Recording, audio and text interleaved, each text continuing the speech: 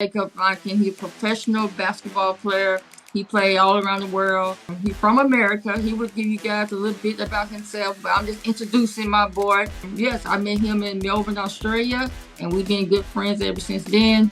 But Jacob, can you introduce yourself to the viewers out there? Yeah, definitely. So my name is Jacob Lampkin. I'm from Bellevue, Washington. Not Washington, D.C., but Washington State. People Okay. get that confused. I currently play in Tokyo, Japan. I played in Australia for 4 years. I played in Serbia, and I played my college basketball at University of Pacific in California for 3 years and Alaska Anchorage for a year. So I kind of been all around the world and experienced a lot in this game. And yeah, I feel like I have a lot of advice I can give to the younger generation and help people that are in similar situations or go through some adversity. How was it growing up in Washington? Yeah, it was good. So I grew up in Bellevue, and Bellevue's kind of the white neighborhood. Like I grew up around a lot of privileged kids, you know what I mean? And for my elementary and middle school years, that's where I was. And my parents thought it was going to be a good idea for me to expand my horizons and go to school in the city and go to like a school that has a lot of diversity. And I did not want to go. My parents were forcing me, but it ended up being the best decision of my life. That's good that you say that you understand where you come from and you understand your environment, Yeah, and definitely. you say like you went on and you got involved with, what I'm saying? Yeah. I had to You get uncomfortable, you know what I mean? Like I was yeah. at first it was a little weird, but like, you know what I mean? Went to the city and I got brought onto this AAU team that one of my friends introduced me to. And, I was the only white guy on the team. I'm seeing things these guys are doing. Like, I'm like, well, what is going on? They're doing some wild stuff, but like, I learned and like they embraced me and they really helped me become a better player. It was great. It was a great experience for me. And I thank my parents, for doing that for me. Thank God for your parents who, making that jump for you, like telling you, son, I want you to move you here to better, your sports and basketball. At this time, who inspired you to start playing basketball? Well, growing up, I played football, baseball, basketball. I did swimming. I kind of did it all. Water polo. Like my parents just kind of wanted me always involved in something. I love sports. I have two little brothers, and like we're always outside. We have a backyard. Like we're always playing sports, playing games, and so I think that really helped my athleticism. Is just playing all different types of sports instead of just being focused on one sport, especially at a young age. You play all the different sports. For me, it was only one sport. And now that I'm older, I wish that I played like different sports as well. I wish now that I'm older. So every kid out there, please don't focus on one sport. Play many sports as you can. Yeah, yeah, Until and then exactly. you get older, then you decide to focus on one sport. Yeah, So yeah, that's good exactly. advice. So after your childhood, what was next for Jacob? Went to O'Day High School. I was there for all 4 years, and we had this old coach. He was this old guy. He was in his 70s, played in the league. He had coached all the inner city like high schools, and he had come to O'Day. And my first year, my freshman year, they don't allow freshmen to make varsity, so I was Yeah. on JV my first year, and I learned a lot. And then when I got to varsity for my last 3 years, I'm playing with all like we every year we had 4 or 5 D1 guys on the team. So like we're a top high school. I mean, I never back down Yeah. from anybody, and I think that's some things that kids have to learn. Like you can't be scared of the moment, and you can't be scared of the environment you're in. You have to I mean always be confident in yourself. Yeah. But yeah, I mean going to an all boys school was definitely not something I wanted to do at first. Because I was thinking about chasing girls around and stuff No, like what I mean. It's like got I couldn't memories go to for an life with all those girls guys. school. I couldn't go You went to to all girls. No, Yeah, like, no. but like, it was actually better because then we got guys from all over like the city. So like Yeah, we got to meet people from different neighborhoods and like they would yeah. introduce us to those girls. So it didn't end up being that bad of a thing. I mean, it's just always competitive environment with all boys.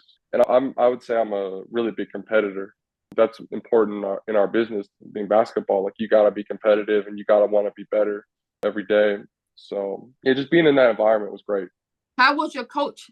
He He was was old old. school. Yeah, Yeah, and like he used to make me wear a weight vest because I was skinny. I was really skinny. He used to make me wear a weight vest in practice, and like he would always try to make me lift weights and stuff. And at the yeah, time, I was like, no, I don't want to do all this weights. I was like, you got to do some dips, some pull ups, push ups, lift some weights, and like he was always making me do that. And at the time, like I was a young kid, and I was like, I wasn't trying to fight it back, but I was like, man, like I don't want to do all this all the time. making me practice with a weight vest, and he really taught me a lot. But he was definitely old school, and he used to make us do wall sits, suicides, all that time, run outside. Like he was Yeah. crazy, but My coach gave me a great advice that I can always hold on forever, and my teammates. What advice from high school that your coach and your teammates gave you that you always think back on? he always tried to get us to lock in more, which we were, but like we could have been at a different level. You know what I mean? And Yeah. I'll just, that work that he always wanted us to be putting in and the extra work. It's something that definitely stuck with me for sure. And shout out to him. What was your best moment in high school? Well, that's a good question. When I was a sophomore, we won the city, like the league championship, so that was pretty cool. And when I was a junior, we went down to California for a tournament, and I got first team, like down there in the tournament, so that was pretty good too. And what year? 20, See, 2014, 2014. 2013, 2014. Yeah, Yeah, you younger than me. You yeah. I'm 28 now. yeah, you 3 years younger than me. Yeah. I Uh, say that now everybody know my age. Okay, that's awesome. So when did your recruiting process start? Like when college started? So my first offer, I remember I was a sophomore. It was a school called American in DC. They were my first offer, and after that, a lot of schools started to recruit me. When I was on that AAU team, we are called Seattle Rotary. We're going on all these trips, and all these college coaches are courtside, and I start getting letters to the house. And I remember, I'll never forget this day. It was Halloween, my sophomore year, and I get this letter in the mail from UCLA, and it's handwritten.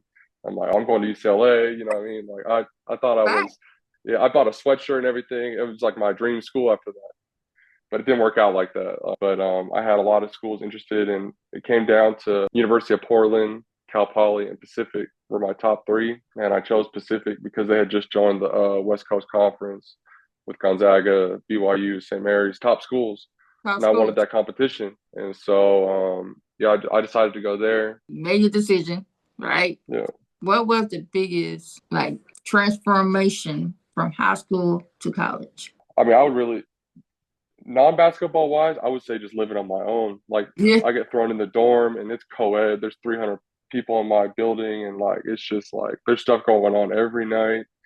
A lot Yeah. of distractions, and I wasn't really ready for that too. Like I remember walking in the first day, we had a bunch of JUCO transfers come in.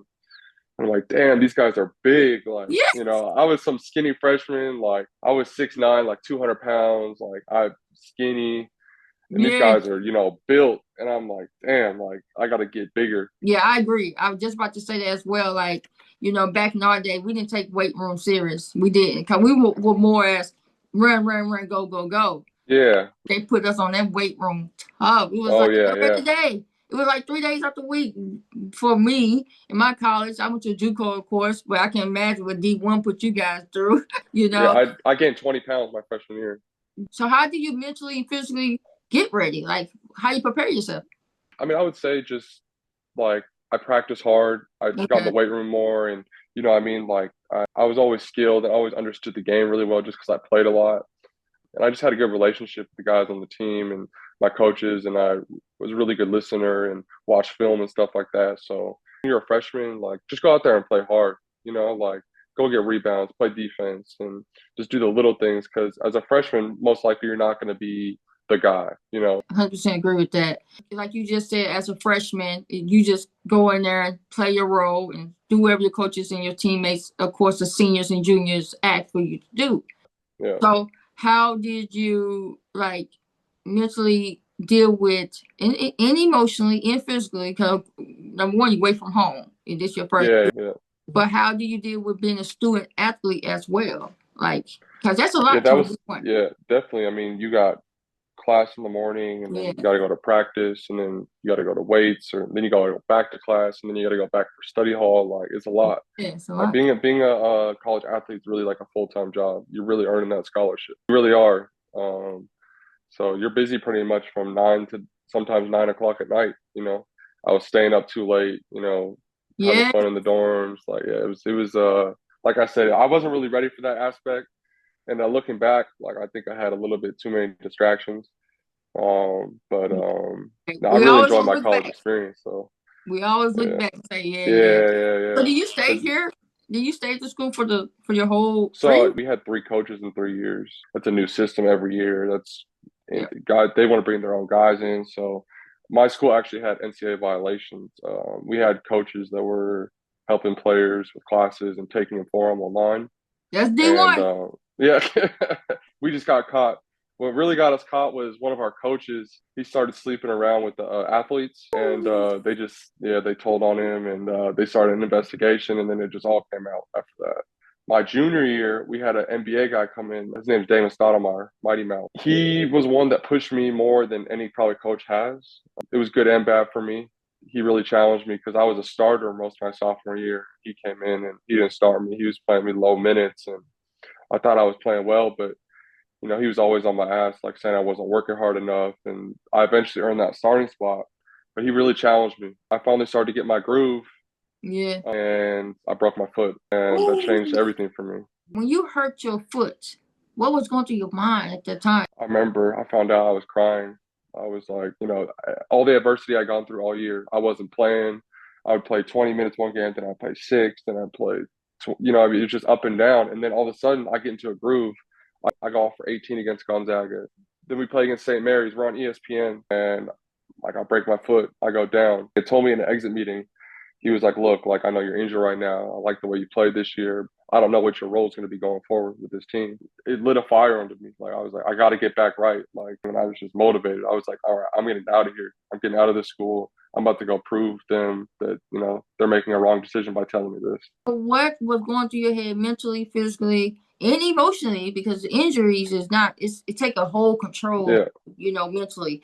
So how did you really push yourself in that rehab, in that weight room to come back even harder? And what was next for Jacob? I had schools recruiting me when I was leaving, but I only had 1 year eligibility left at that time. And when you go from a D1 to a D1 at that time, there was no transfer portal. It was, you got to find a school that is willing to take you on for a year where you sit out and then play the next year. But I didn't want to sit out. I was so ready to play. I was like, man, I You need to what? prove them wrong. Like I was putting in the work. I was in that weight room. I was in the gym. I was doing everything I could to get back healthy. And I went to Alaska, and I was, ready for revenge. I was just Yeah. putting in the work. I remember I went up there. I went up there early in the summertime in Alaska. For those that don't know about Alaska, like it's summer. It's light 24 hours a day, and like it's just different up there. I didn't know much about Alaska. It's isolated up there. The closest city is Seattle, and it's 3.5 hour flight. It's far. Man, hold Can't. on. What made Yeah. you go to Alaska in the first place? Well, But first you off, said yeah. you said they got best D2 program, Yeah, facilities are insane. you Like it's know, insane. Like but it's like Alaska though. top. Yeah, I was just like I want to get away from everybody, and I Yeah, just want to lock in. That locking. was my mentality. I wanted to go far away, and I just wanted to lock in and Yeah. focus. And this team was giving me an opportunity to be the man there. And they were going to put the ball in my hands, and it was just a perfect situation for me. Yeah, we had a special group there. Like we really could have done something special, but I ended up breaking my foot again. Again, 10 games into the season, and that was the lowest point probably in my whole life. So how do you mentally, overcome it? I was just depressed, and I gained some weight, and like I thought it was over for me. And yeah, it was a tough situation that our team started losing because I was really the main piece of that team, and we were good before, and then our point guard went out too, and the team just took a downfall, and it was just a really depressing environment to be around. And I was just kind of stuck up there in Alaska, and just like I said, it was so far away from everything, and yeah, it was a tough time for me.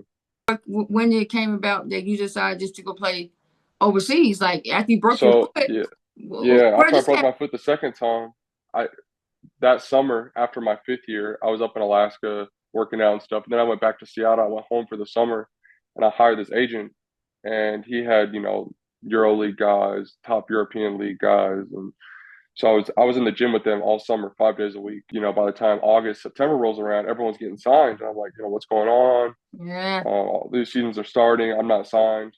And he's like, no, don't worry. Like, I got you. Like, and then like he just kind of stopped responding to me by the time November rolled around. And I was like, what's going on? He's like, yeah, I can't find anything for you right now. I'm sorry. So I had to get a job. I started working at this office in administration role. I did that for about a few months, and I was like, this is really isn't for me. I was staying in shape. I was still working out. And then I had my college coach in Alaska call me. He's like, I got this agent that represents a lot of guys that go to Australia. If you want an opportunity down there, I think you can go try out for some teams. I'm sitting at the office at this time when I get this call, and I'm thinking in my head, I'm like, it's over for me. Like, I think it was maybe like January. I get a call that day. So it's God, you know what I mean? That's a blessing Yeah, right there. Like it's it, a blessing. It's a blessing when you get that yeah. phone call, because that's crazy. Your story is something like mine, because same, when I left college, I was actually in Denver, Colorado, working. And once I got my first phone call. So what year was this for you? 2000 and what? 2019. 19 at this time. You went to go try out? That what you just did? Yeah. So basically what it was, this agent had called me. He's like, look, like you need to get on a plane in a week. You got to be ready, and you got to buy your own ticket. You got to fly down there, and there's a few teams you can try out for. That Went time, off of faith. You just yeah, moved yeah, off yeah. of I faith. didn't know anything. I didn't know anything. You just like, know what, mom and dad, I'm taking the risk. I'm gone. That Yeah, was you. yeah. I So packed tell a us little bag. I packed a little bag, little duffel bag, and a backpack, and I what flew down to Australia. And I landed at like midnight, and no one was there to pick me up. And I had a hotel book. I had to book my own hotel room. I didn't have anywhere to stay. So I land in Melbourne, and I'm like, what am I supposed to do? And I was just coming. I had just sprained my ankle slightly a few weeks before, so like I was kind of I was wearing an ankle brace. It was really just, you know what I mean, like it was a struggle. I had to take the sky bus God bless. into the city, and I'm looking, and I had no service on my phone, so I'm Yeah. looking at the street maps and everything, and I start crying. I break down. I'm like, what am I doing here? Like no one's here to People pick me have up. Like no they don't want idea. me. People have Yeah, no idea, bro. Your first day overseas. Oh man, you yeah, crying. You yeah. crying. I'm trying to ask people where's St. Kilda. I'm staying at a hotel there. Like, help me. So eventually, I got on this tram, and it dropped me off in St. Kilda. I ended up having to walk like 2 miles with my bags. I had a duffel bag and a backpack, and I get to my hotel, and then I got a tryout the next day with this team. So you know, it was just it was a whirlwind of experience. First time overseas can be really stressful, but that's good that Yeah, you made it definitely. into your hotel. So again, you about to start speaking on the team. So what happened? I'm getting Yeah. So nervous. basically, what happened was this team Keysborough wanted me to come in for a tryout, and I didn't know anything about Big V, what you know, Now, NBL one or NBL, what it was at all. And they picked me up at my hotel, and they're like, "All right, we're gonna go play today." I'm like, "Cool." And I was just coming off this little ankle sprain. I was like, I didn't want them to know about it though. You know, I was trying to hide it. And I go and kill. I killed like this open gym.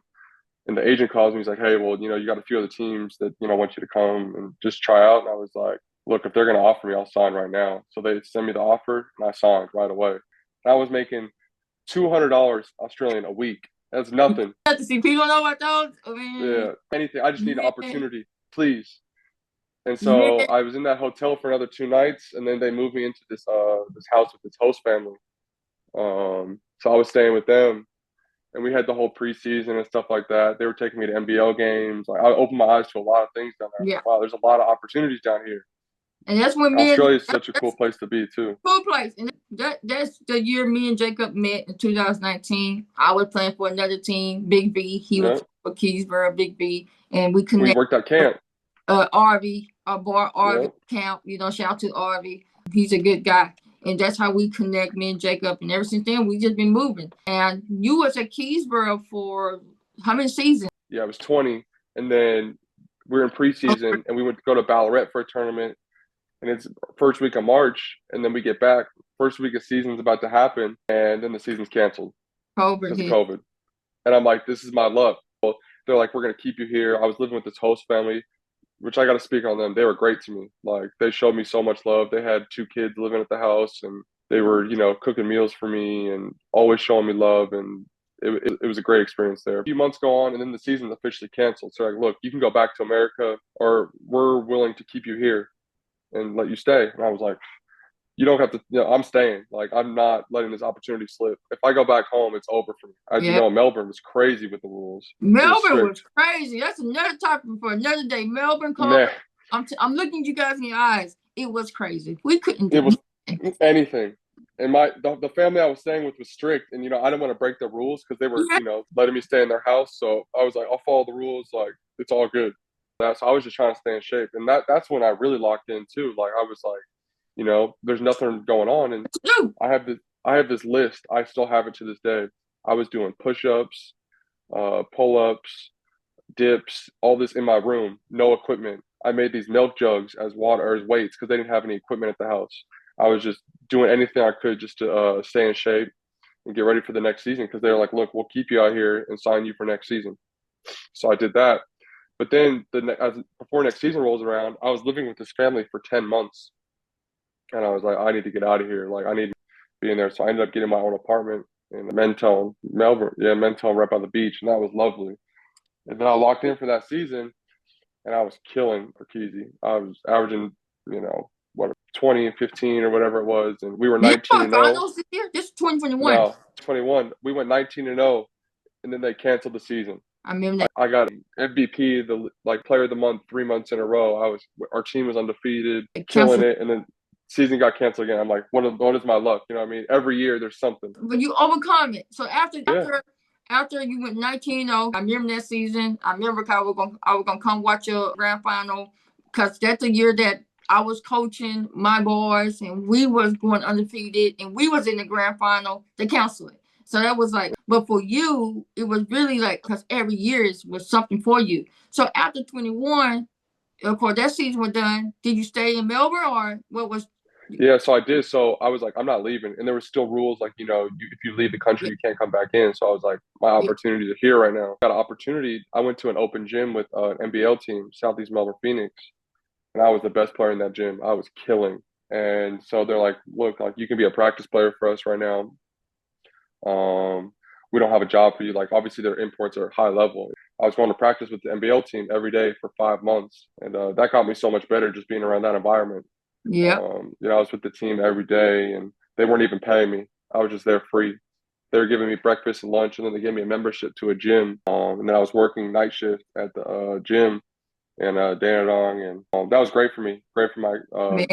People don't know the sacrifice we make. I barely made any money. Like I had to go into some debt to keep myself in Australia, and I was barely making any money. And I was just chasing the dream. I was just it pays off. It is paying off now. That's why we are here to give advice to the young generation because we've been through it. You feel me? Yeah. So after 2022, were you still at Keysborough or? No, so actually I wanted to go level up and play NBL 1. So I signed with Keylor. Yeah, I signed with Keylor. They gave me a great opportunity. I'm not trying to cut you off. Let's break it down. See, Australia have maybe 3 or 4 different leagues in Melbourne. Melbourne have Big B. In Big B, it have 3 different ones, but we explain that later. So it's Big B, NBL 1, and then NBL is where you guys hear about it, LaMelo Ball, everyone come down and play. So NBL is number 1, WBL is number 1, and then it's NBL 1, and then Big B. So Jacob went from Big B to the second best league in Australia, which is all NBL players and WBL players come down and play during their off season. Explain NBL. How was your season? Yeah, it was great. I mean, I think going after training with the NBL team for 5 months, that top league, it really got me ready for the NBL 1 season. I killed it. I was averaging 20 and 10, and our team wasn't that good, but I really got to grow as a player there and play at a higher level, and it was great. It was a great time there. I'm really thankful for the opportunity Keylor gave me. After Keylor, I went to Europe because I was like, I need to test a different market. So I had this opportunity in Serbia, and that was crazy out there. If you know about Serbians, basketball is that's what they grow up on. Basketball's the only sport there. The best player in the world is Jokic. He's Serbian. They're so passionate about basketball there, and so I went over to their top league, and I found out quick it's a corrupt country there. I'm not getting paid on time. I'm like, this is a lot different than Australia. Serbian culture is crazy. I'll never forget. I got to tell this story. We're in a timeout. We're down or whatever. Our coach is pissed, yelling at us in Serbian. I don't even know what he's saying. He grabs the clipboard and slams it on somebody's head in the huddle, and it shatters everywhere, the clipboard. This guy's head's bleeding. He gets up and starts cussing at him in Serbian. I don't know what he's saying. We're breaking up the huddle in the timeout during a game.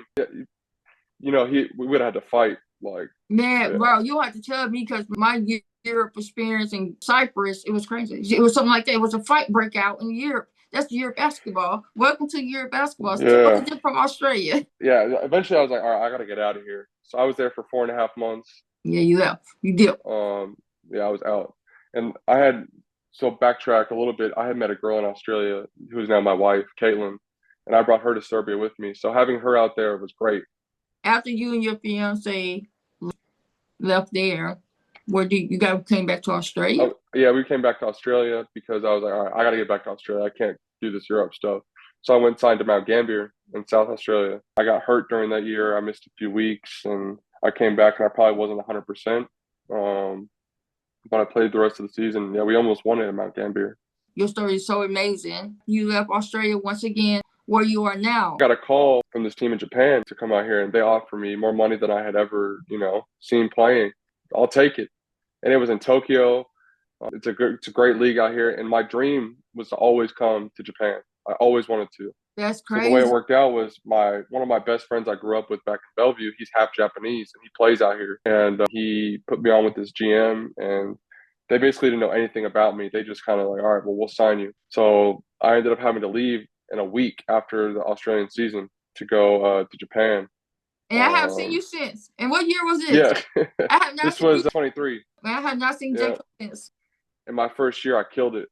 Like I killed it. Our team was okay. We just missed the playoffs, but I had a really good season, even with the hurt ankle. And I was just, locked in. I was like, this is the opportunity I need. If I just have one good year out here, I can solidify my name out here and stay out here. My wife loves it. Like she likes it out here too. So it's just a good place to have your career.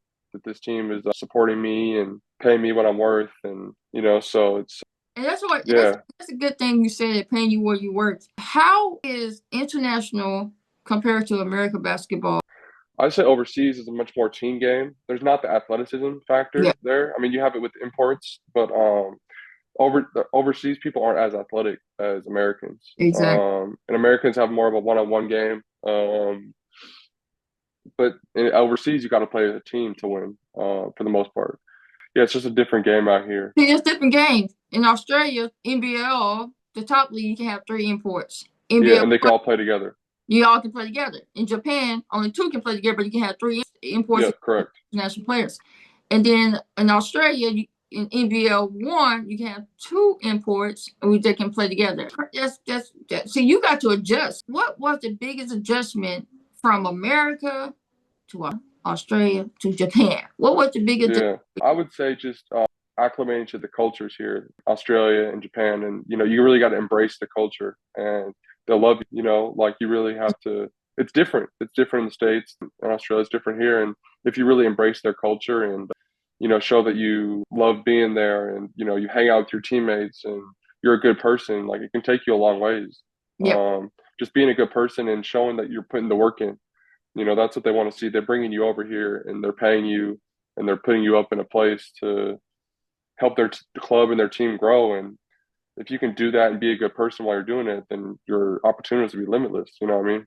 yeah, I know exactly what you mean. And that's what Americans, I'm speaking for Americans, I'm American, you American. Americans have to understand when you come overseas, it's not about you anymore. You have to fit in with their culture. Yes, Yeah. you can be yourself, but also remember to adjust to their culture because you're not in it Yeah. no more. Because You they can send you home real quick. can send you home real quick. That's another thing. That's a good topic you can bring up. Like we can bring up and talk about that. If you don't do your job, you are going back home. Tough business. I've seen dudes get Tough cut. business. I've seen, yeah. And people be trying to downplay overseas. Overseas, look, I know it's not America, but it's still a tough business that you have to adjust to. And people Definitely. don't get there. And there's someone always ready to take your job, Always And take if it you don't, back. and all it takes really is one bad year overseas, and you might not get another job after that. That's just it is what it is. If you have a bad year or a bad reputation, it's over. Exact. Reputation's big too, because people talk, GMs talk, coaches talk, and if like just that's just is what it is. Man, hearing your story today, how you overcome from your injuries, and then got that call from your coach in Alaska, and then the agent. Then you met your agent to go to Australia, and you just jump on the plane by faith. Where you was lost in Melbourne, Australia, but it worked out for you, right? And now you are in Japan. What was the biggest lesson so far in your basketball career? That's a great question. I would just say, not giving up. But once you become a pro, like you really realize like you have to be putting in the work. You have to be doing these little things to keep yourself a pro. Because like I said, one bad year and you could be done. So you don't want to have that happen, and you just got to keep putting in the work and just believing in yourself. I think self-belief and confidence in yourself is always the most important thing. If someone tells you you can't do something, don't listen to them. You know what I mean? Believe in yourself and don't block out the noise. Because I had people telling me like, oh, you should be finding a job like at home, like like why are you still working out? Why are you still playing? I'm like, well, I want to do this. Like, I don't care about the money right now. The money will come if you keep putting in the work. And that's a good point. I'm glad you said what you said, because this what I'm about to ask you now. How do you define your success, your career so far beyond just winning stats? Just to see the as the person I was when I was 24 years old when I got to Australia, I really grew a lot and learned a lot in my life. And I took all these experiences, and the negatives, you just got to learn from them. Yeah, You got to learn from your experiences and grow as a person.